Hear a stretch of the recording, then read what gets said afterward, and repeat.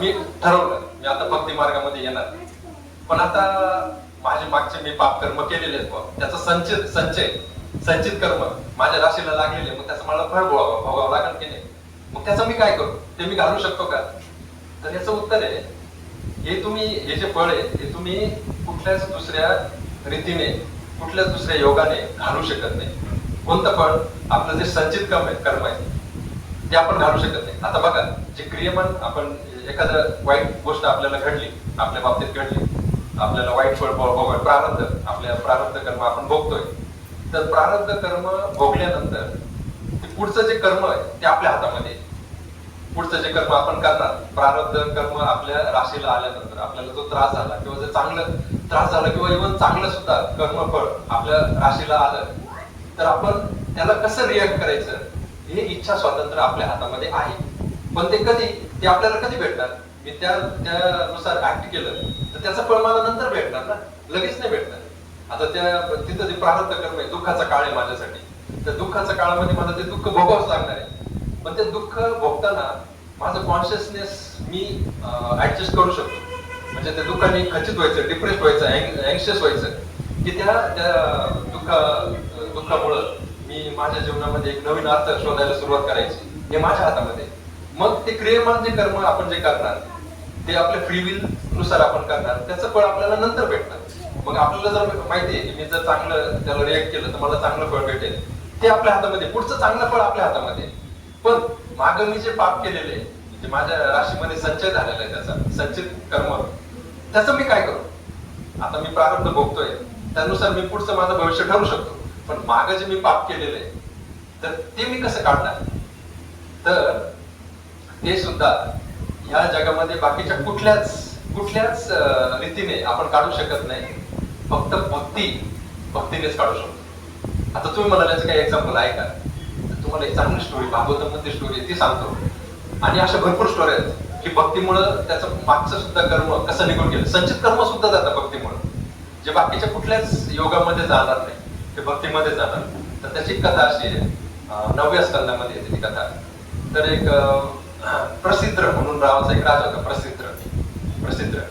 तर ते डायरेक्ट मनूचेच मुलं होते ते प्रसिद्ध, म्हणजे सुरुवातीची, एकदम सृष्टीच्या सुरुवातीची गोष्ट आहे. मनूला असे 10 मुलं होते. पहिला इक्ष्वाकू तुम्ही ऐकलं असेल, मनूचा पहिला मुलगा इक्ष्वाकू. हा इक्ष्वाकूचा भाऊ होता प्रसिद्ध. तर त्याला त्यांनी काय ड्युटी दिली होती, तू इथं हे गोशाळा आहे ना, त्यांच्या राज्यातली गोशाळा होती, त्या गोशाळेचं पालन करणं, या गोमातेचं वाघांपासून रक्षण करणं, जंगली जनावरांपासून रक्षण करणं, त्यांना चारा वगैरे ते घालणं, त्यांचं रक्षणाचं काम प्रसिद्धकडे होतं. प्रसिद्ध ते एकदम मनापासून करत होता. आता झालं काय, एक रात्री तो एक गोठ्याचं राखण करत असताना काय झालं की तिथं एक रात्री अंधार होता, वाघ आला आणि ते वाघाने एका गायला पकडलं आणि गायला चालवलं खेचून. आता वाघामध्ये खूप ताकद असते, ते गायला खेचून तो चालला होता. मग ते गायीचा अंबडण्याचा आवाज आला. आता अंधार असल्यामुळं याला कळलं, अंबडण्याच्या गायीच्या अंबरतात, त्या अंबरण्यामुळे त्यांना कळलं की काहीतरी संकट आलंय. मग त्याला दिसलं नाही नेमकं काय झालं. मग ते खूप सगळ्या गायी अशा हालचाल करायला लागल्या. तर तेव्हा त्याला कळलं की इथं वाघ आलेला आहे. मग तो आपली तलवार घेऊन त्या दिशेने गेला जिथून आवाज ऐकू येत होता. आणि त्यांनी काय केलं, रात्रीच्या अंधारामध्ये असं वार केला. त्याला वाटलं आता मी त्या वाघाला मारलंय आणि गायीला मी वाचवलंय. पण सकाळ जेव्हा झाली ना, आता त्याला अंधारात काही दिसलं नाही. सकाळ जेव्हा झाली तेव्हा त्याला कळलं, अरे मी तर गायीलाच मारलंय. आणि वाघाचा त्याच्यामध्ये कान कट झाला होता, जो कान होता वाघाचा कान पण कट झाला. मग ते वाघ पळून गेला, वाघाचा कान कट झाला म्हणून वाघ पळून गेला. पण ती गायी मेली बिचारी, कारण गायीवर त्याने वार केला होता. आणि हे जेव्हा दुसऱ्या दिवशी वशिष्ठ मुनी, त्यांचे कुलगुरू होते, त्यांना कळलं, तेव्हा वशिष्ठ मुनींनी काही मागचा पुढचा विचार न करता, याच्याकडून चुकून झालाय बाबा, याला माहित नव्हतं, हा तर गायीला वाचवायला गेला होता, पण चुकून त्याच्याकडून गाय मारली गेली, गोमाता वारली गेली. त्यांनी शाप देऊन टाकला. त्यांनी असा शाप दिला की पुढच्या जन्मामध्ये तू असं न विचार करता कर्म करतोय तर तुला पुढच्या जन्मामध्ये शूद्र म्हणून जन्म घ्यावा लागेल. या जन्मात तू क्षत्रिय होता, पुढच्या जन्मामध्ये तुला शूद्र म्हणून जन्म घ्यावा लागेल. आणि मग असं झाल्यानंतर काय झालं, तो म्हटलं ठीक आहे, मला तुमचं मान्य आहे. आणि मग तो काय केला, तिथून राज्यातून निघून गेला. आणि राज्यातून निघून गेलेला एका जागेवर बसून तो हरीचं ध्यान करायला लागला. मग तो भक्त होता, आधीपासून तो भक्तच होता, त्याच्याकडून ते चुकून झालं. आता त्याला शाप काय भेटला होता, आणि पूर्वीच्या काळाचे शाप खूप पॉवरफुल राहायचे बरं का. एखादा शाप भेटला ना, तो त्याला माणसाला तो घ्यावाच लागतो. आपण खूप शापाच्या गोष्टी खूप आपण ऐकलेल्या आपण, तर तो शाप त्याला सहन करावाच लागतो. मग तो म्हटलं ठीक आहे, मला मान्य आहे. मग तो गेला आणि मग तिथं एका जागेवर बसून हरीचं कीर्तन करत बसला रानावनामध्ये जाऊन. एकदा त्याने इकडे संसार पूर्णपणे त्याग करून दिला. त्याचं तेवढं डिटॅचमेंट होतं, वैराग्य होतं. तो गेला आणि हरीची भक्ती करत राहिला. केली त्यांनी आयुष्यभर हरीची भक्ती केली आणि खूप त्या हरीच्या भक्तीमध्ये गेला. हरीचं नाव घेत बसला, हरे कृष्णा कृष्णा कृष्णा हरे हरे, हरे राम राम राम हरे हरे. अशा हरीच्या नामामध्ये त्याने पूर्ण, म्हणजे आता हा मंत्र काय आताचा नाही, मंत्र म्हणजे सदा चिरकाळ असतो. तर त्या काळामध्ये पण तो हरीचं नाम, त्या काळामध्ये पण तेवढंच पावर होतं. तिथं बसला आणि बघा हरिभक्तीचा म्हणजे परिणाम बघा. जेव्हा त्याचा मृत्यू झाला तेव्हा त्याला घेण्यासाठी गरुडावर बसून विष्णुदूत आले होते. म्हणजे त्याला जो शाप भेटला होता, ते संचित कर्म त्याच्या मागे जे होतं गोहत्या केल्याचं, आणि ते गुरुचा जो शाप होता, त्या शापातून सुद्धा त्याची मुक्ती झाली. त्या शापाचं फळ घेण्यासाठी सुद्धा त्याला यावं नाही लागलं, नाही की नाही. तर अशा प्रकारे भक्ती करून ह्या संचित कर्मातून मुक्त होता येतं, याचं हे उदाहरण आहे, उत्तम उदाहरण आहे. कारण त्याला शूद्राचा जन्म घ्यावा लागला असता, पण त्याला शूद्राचा जन्म न घेता त्याला डायरेक्ट मुक्ती भेटून गेली. ती कशामुळे शक्य झाली? हरिभक्तीमुळे. भक्तियोग, त्यांनी भक्तियोग केला त्याच्यामुळे. दुसरं उदाहरण आपल्या सगळ्यांना माहिती आहे, वाल्मिकी मुनीचं. वाल्मिकी मुनी खूप पापी होते, रत्नाकर डाकू खूप पापी होते. मग त्यांना नारद मुनींचा आश्रय भेटला. नारद मुनींनी त्यांना सांगितलं, तू राम नामाचं कशाचा जप कर, रामनाम. तो एवढा पापी होता, त्याच्या तोंडून रामनाम सुद्धा निघत नव्हतं. म्हणजे बघा, जे पापी लोक असतात ते भगवंताचं नाव घेऊ शकत नाही. मग तेवढा पापी होतं, एवढं त्या लोकांना मारलं होतं, प्राण्यांना मारलं होतं, एवढे पाप केले होते, लुटलं होतं. त्या पापाच्या याच्यामुळं तो रामनाम पण घेऊ शकत नव्हता. म्हणजे बघा, जे हरीचं नाम घेतात ना ते पुण्यवान आहे. हा, ते पुण्याचं पण म्हणजे तुम्ही हरीचं नाव, बहु सुकृतांची जोडी म्हणून विठ्ठल आवडे ना, म्हणून आपण विठ्ठल. जे लोक हरीचं नाव घेत नाही तर ते पापी समजले पाहिजे. त्यांना सांगितलं आपण हरे कृष्ण म्हणत नाही म्हणतात. मग याचा अर्थ आपण समजून घेतला पाहिजे की ठीक आहे, त्यांच्याकडे पुरेसा पुण्याचा साठा नाहीये. आपण त्यांच्यावर दया केली, त्यांना प्रसाद खाऊ घातला, तर त्याच्यामुळे कदाचित त्यांच्यावरती कृपा होऊ शकते कधीतरी पुढे जाऊन. मग ते वाढल्याचं पण असंच झालं होतं. मग नारद मुनी हुशार होते, त्यांनी त्याला सांगितलं मारा. ही गोष्ट आपल्या सगळ्यांना माहिती आहे, मारा. मग त्यांनी मारा असं झालं. ते मारा करून राम झालं. म्हणजे गुरु पण किती हुशार असतात बघा. आपल्याला कशा प्रकारे ते कचाट्यातून बाहेर काढायचं ते बरोबर त्यांना कळतं. मग अशा प्रकारे मग नारद मुनी त्यांना गुरु म्हणून लागले. आणि बघा, त्यांना आपण कधी ऐकतोय का त्यांच्या जीवनामध्ये त्यांना ते पापाचं फळ भोगावं लागलं? संचित पाप कर्म तर भरपूर होते, त्यांना खूप मोठं भोगावं लागलं असतं, पण ते त्यांना भोगावं नाही लागलं. त्यांचं काय झालं, डायरेक्ट वाल्मिकी झाला. आणि वाल्मिकीमुळे आपल्याला रामायण भेटलं. म्हणजे बघा किती विशेष गोष्ट झाली. भक्ती केल्याने कधीच नुकसान होत नाही आपलं. आणि अजून एक गोष्ट आहे, मृगारी नावाची. मृगारी म्हणून एक शिकारी होता, त्याचं नाव मृगारी होतं. तर तो मृगारी ना एवढा म्हणजे क्रूर होता. तो काय करायचा ना, म्हणजे शिकारी काय करतात, प्राण्यांना मारतात, त्यांचं मग ते मांस वगैरे खातात. पण हा एवढा क्रूर होता, तो काय करायचा, प्राण्यांना फक्त आहे ना अर्ध मारायचा.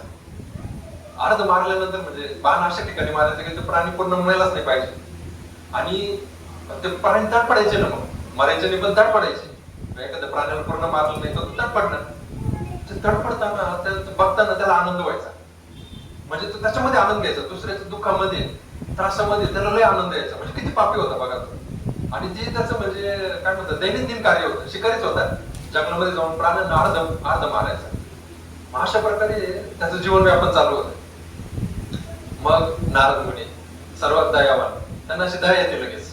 जे खरं भगवंताचे भक्त आहेत ना, नारायण, ते स्वतः नारायण म्हणतात, पण त्यांच्या मनात भक्ती आहे. मग ते तिथं गेले, त्यांनी बघितलं अरे हा व्यक्ती काय करू राहिला, प्राण्यांना त्रास देऊ राहिला. त्या व्यक्तीकडे गेले, मृगारीकडे गेले. त्याला म्हटले तू असं काय करतो, तू असं त्रास कर.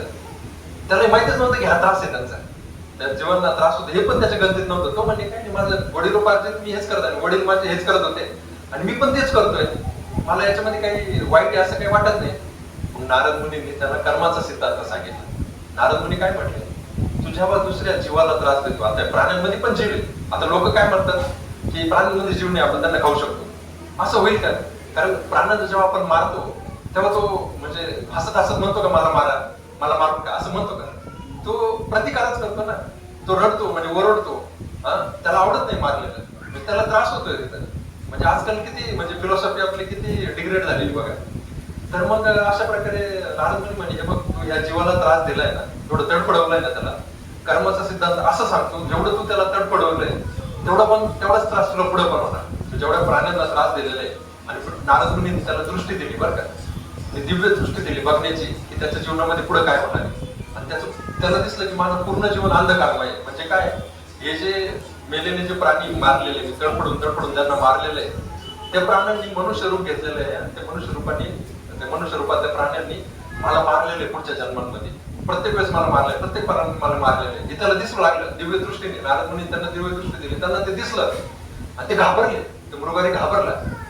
मृगारी म्हटलं, अरे बापरे, मला माहितीच नव्हतं की मी आता कसं आहे, एक युक्तिवाद लोक करतात की मला कर्माचा नियम माहित नसेल तर मला तो लागू होणार नाही. म्हणजे मला माहितीच नव्हतं, मग मला कशाला शिक्षा व्हायला पाहिजे. पण असं हे म्हणजे भूमीतले जे न्याय आहे त्याच्या बाबतीत तरी होतं का? आता सपोज एखाद्याने एकाचा खून केला आणि कोर्टामध्ये त्याला प्रस्तुत केलं गेलं, आणि कोर्टामध्ये त्याने जर युक्तिवाद केला, नाही मला माहित नव्हतं खून नव्हता करायचा, तर कोर्ट सोडेल का त्याला? कोर्ट काय म्हणत, जाणून घ्यायची तुझी जबाबदारी आहे की याची शिक्षा तुला होणार, ही तुझी जबाबदारी आहे, तुला माहित नाही याचा अर्थ आम्ही तुला सोडू शकत नाही. म्हणजे जर या जगातलं कोर्ट जर तुम्हाला अज्ञानापायी तुम्ही जर एखादी गुन्हा केला तर त्याच्यातून सोडू शकत नाही, तर ते निसर्गाचा नियम कसा सोडणार सांगा मला. त्याच्यामुळे तो जरी म्हटला की मला माहित नव्हतं, तरी पण त्याला ते भोगावेच लागणार होते. मग तो म्हटलं नारद मुनींना, बापरे एवढं भयंकर माझं भविष्य, तर मग मी काय करायला पाहिजे? मग नारद मुनी त्यांना सांगितलं, त्याच्यातून सुटण्याचा एकच मार्ग आहे, तो म्हणजे की तू सगळं सोडून थांबवलं पाहिजे. आता हे सगळं तू आता इथून पुढे हे कार्य नाही करायला पाहिजे. तू शिकारी आहे, तुझी शिकार थांबवली पाहिजे. एक पहिलं. त्याच्यामुळे काय होणार, तुझं पुढचं जे पाप कर्म आहे ते होणार नाही तुझ्याकडून, तुझं पाप फळ भोगावला ते होणार नाही, ते तुझं तू थांबवशील, तुझं क्रियमान कर्म तू सुधारशील. तो म्हणे, मग मी जर हे थांबवलं तर माझ्या कुटुंबाचं म्हणजे पालन पोषण कोण करणार? भरण पोषण माझं कुटुंब याच्यावर असतं चालतं. तर मग नारद मुनीने त्यांना समजावलं की हे बघ, तू जर भगवंताचं ध्यान केलंस ना, ते भगवंत तुला पुरवेल, तुला त्याची काळजी करायची गरज नाही. त्याच्यामुळे मी तुला एक दुसरा मार्ग देतो, भक्ती करण्याचा. नारद मुनीने त्यांना हरिनामाचा जप करायला सांगितलं, कारण नारद मुनी स्वतः जप करतात ना हरिनामाचा. मग नारद मुनीने त्यांना सुद्धा हरिनामाचा जप करायला सांगितलं मृगारीला. मग नारद मुनी म्हटले, तू आता इथून पुढं हरे कृष्णा कृष्णा कृष्णा हरे हरे, हरे राम राम राम हरे हरे, या नामाचा असं एकदम मनापासून श्रद्धेपूर्वक जप कर. कृष्ण तुझी सगळी गरज पुरवेल, आणि तुझे जे पाठीमागचे जे कर्म आहेत भूतकाळातले ते पण तुला भोगावे लागणार नाही. आता एवढी त्याला दिव्य दृष्टी भेटली, एवढ्या चांगल्या गुरुचा, पॉवरफुल गुरुचा त्याला आश्रय भेटला, त्याच्यामुळे त्यांचं तिथं लगेच मन परिवर्तन झालं. त्यांनी ते थांबवलं, तिथं त्याचे जे कर्म होते क्रियमान कर्म तिथंच थांबवले आणि भक्ती करायला लागला. आणि मग एवढ्या आणि झालं तसंच नारद मुनींनी सांगितल्याप्रमाणे जेव्हा गावकऱ्यांना कळलं की अरे हा व्यक्ती सुधारलाय, हा व्यक्ती चांगला झालाय, गावकरी स्वतः त्याच्या घरी जेवण आणून देत होते. तुम्ही खा, तुम्हाला तुमच्या पोरा बाळांना सांभाळायचं, ते स्वतःहून जेवण आणून देत होते. दररोज त्यांना जेवण भेटत. म्हणजे कोणाच्या ह्याच्याने झालं, भगवंताच्या कृपेने झालं ते. आणि कशामुळे झालं, कारण याने भक्ती लगेच स्वीकारली आणि मनापासून स्वीकारली आणि इंटेन्सिटीने, तीव्रतेने स्वीकारली. आणि त्याच्यामुळं असं जेव्हा आपण भगवंताचा आश्रय घेतो तीव्रतेने भगवंत आपली काळजी घेणार. अनन्यास चिंतयन्तमाम ये जनापर विपासते तेषां नित्याभियुक्तानां योगक्षेमं वहाम्यहम्. भगवंताचं वचन आहे, जो एकदम अनन्य साधारणपणे माझी भक्ती करणार त्याचं मी पालन पोषण मी करणार, ज्याच्याकडे नाही ते मी पुरवणार, त्याच्याकडे आहे त्याचं मी रक्षण करणार. मग भगवंताचं असं वचन, तर भगवंताचं वचन ते कधी फेल जाणार नाही. अशा प्रकारे त्याने जी भक्ती सुरू केली, त्याच्या मनामध्ये एवढी परिवर्तन झालं. आता त्याचे पाप तर थांबले, पण त्याचं मन जे मागच्या जे संस्कार त्याचे झाले होते, पापाचे संस्कार, याच्यामुळे ते गडूळ झालं होतं, ते पण शुद्ध व्हायला सुरुवात झाली. मग ते एवढं शुद्ध झालं. एकदा नारद मुनीचे मित्र आहेत, परम मित्र पर्वत मुनी, ते पर्वत मुनी बरोबर नारद मुनी जात होते असे. नारद मुनी म्हटले, चला माझा जो भक्त आहे म्हणजे मृगारी, त्याचं मी तुम्हाला भेट करून देतो. म्हणजे त्याचं पाठ सांगितलं पर्वत मुनींना, नारद मुनींनी त्याचं पाठ सांगितलं की कसा हा हे होता, शिकारी होता, प्राण्यांच्या तडपडण्यामध्ये त्याला ते त्रास होत होता. मग अशा प्रकारे नारद मुनी त्यांना घेऊन गेले. मग त्यांनी बघितलं, वरतून बघितलं, थोडं बघितलं की हा व्यक्ती असं चालतोय, मध्येच थांबतोय, आणि परत मग बाजूने जातोय, परत असं असं का करतोय बा. मग जंगलात चालत होता तो असं, मग असं थोडं सरळ रस्त्याने जात असं वाकडं वाकडं वाकडं जात होता हळूहळू. मग ते म्हटले आपण बघू याचं कारण काय, असं का चालतंय मग सरळ सरळ न जाता रस्त्याने न जाता. मग ते जाऊन बघतात तिथं, तर काय असतं माहिती काय, खाली मुंग्यांचे रान चाललेले असते आणि आपला पाय या मुंग्यांवर पडत आणि मुंग्या मरतील हा त्याचा विचार होता त्या मुरगारीचा. आणि ते मुंग्या मरू नये म्हणून तो मुंग्यांचा जो पात होता त्याच्या बाजूने असं जात होता, म्हणजे मुंग्या मरू नये. म्हणजे बघा त्याचं चित्त किती शुद्ध झालं. जो व्यक्ती दुसऱ्या प्राण्यांचा तडपडण्यामध्ये एवढा आनंद घेत होता, तो आता साध्या मुंग्यांना सुद्धा म्हणजे मारण्यापासून वाचवत होता स्वतःला. त्याला तेवढं ते कळलं होतं ना मर्म. आणि मग तेव्हा पर्वत मुनी म्हणले नारद मुनींना, तुम्ही खरंच त्याचा उद्धार केला बरं का. आणि उद्धार कशामुळे झाला, हरे कृष्णा कृष्णा कृष्णा हरे हरे, हरे राम राम राम हरे हरे. आणि बघा मुरगारीला सुद्धा वाल्मिकींसारखं कुठलंही पाप भोगाला सामोरं जावं लागलं नाही. म्हणजे त्यांना जे दिव्य जे दिसलं त्यांच्या बाबतीत जे भविष्यामध्ये घडणार होतं ते सुद्धा नील झालं.